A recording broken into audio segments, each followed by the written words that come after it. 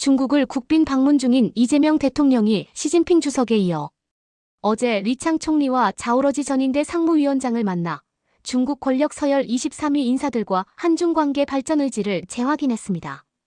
이재명 대통령과 시진핑 주석의 한중 정상회담을 두고 여야 평가는 극명히 엇갈렸습니다. 민주당은 한중 관계 복원의 기틀을 다진 실용외교라고 평가한 반면 국민의힘은 실속 없는 외교라고 비판했습니다. 강선우 의원 측 공천원금 1억 원을 보관한 의혹을 받는 전 사무국장이 피의자 신분으로 15시간 넘는 고강도 경찰 조사를 받았습니다. 조사 후 취재진 질문에는 답하지 않은 채 현장을 빠져나갔습니다. 강선우 의원 공천원금 사건 핵심 인물이 출국한 사실이 드러나면서 경찰의 초동수사 부실 논란이 이어지고 있습니다. 김병기 의원 봐주기 수사 의혹까지 겹치며 경찰의 수사 공정성에 대한 비판도 커지고 있습니다. 이해훈 기획예산처 장관 후보자가 신고한 재산 175억 원 가운데 아들 셋의 재산이 47억 원에 달하는 것으로 나타났습니다. 국민의힘은 특혜 여부를 문제 삼았고 민주당은 인사검증에 힘을 실었습니다. 비상계엄 관련 사건을 전담할 내란전담재판부 설치법이 정식 공포됐습니다. 법원은 전담재판부 구성과 운영을 위한 후속 논의에 들어갔습니다.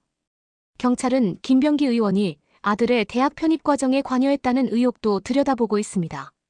숭실대 측은 학사 운영 과정에 문제는 없었다는 입장을 밝혔습니다. 트럼프 대통령은 베네수엘라 마두로 대통령 체포와 관련해 전 세계에 미국의 군사력을 증명한 정당한 작전이라고 강조했습니다. 또 중간선거 패배 시 탄핵 가능성을 언급하며 공화당을 향해 적극적인 여론전을 주문했습니다.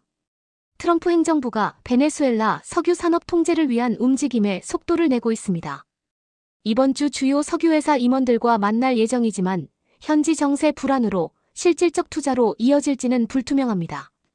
미군에 체포된 지 이틀 만에 베네수엘라 마두로 대통령 부부가 죄수복 차림으로 미국 법원에 출석했습니다. 마두로 대통령은 다리를 절뚝였고 부인 플로레스는 한쪽 눈에 멍이 든 모습이었습니다.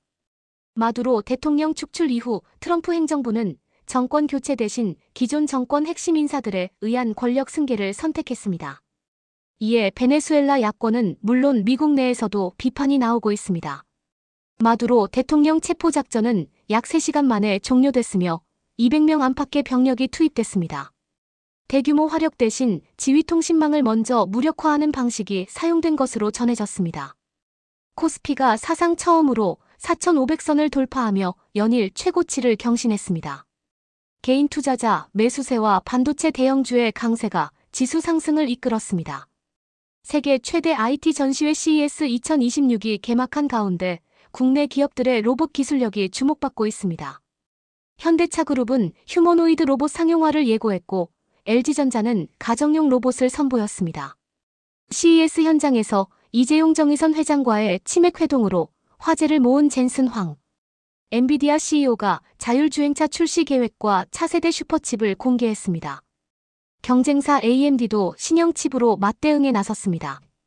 쿠팡 산업재해 은폐 의혹을 수사 중인 경찰이 물류센터 사망사고 유족을 참고인으로 조사했습니다.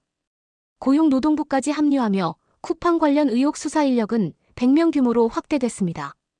겨울철 추위로 야외 운동을 꺼리는 가운데 경기 안산의 한파와 바람 걱정 없이 달릴 수 있는 실내 러닝 공간이 조성돼 관심을 끌고 있습니다. 오늘 출근길은 서울 영상이도로 비교적 포근하겠습니다. 오전까지 흐린 가운데 일부 지역에 비나 눈이 내릴 수 있고 제주 산간에는 최고 3cm의 눈이 예상됩니다. 오후부터는 차차 맑아지겠지만 국외 스모그 유입 가능성에 유의해야겠습니다.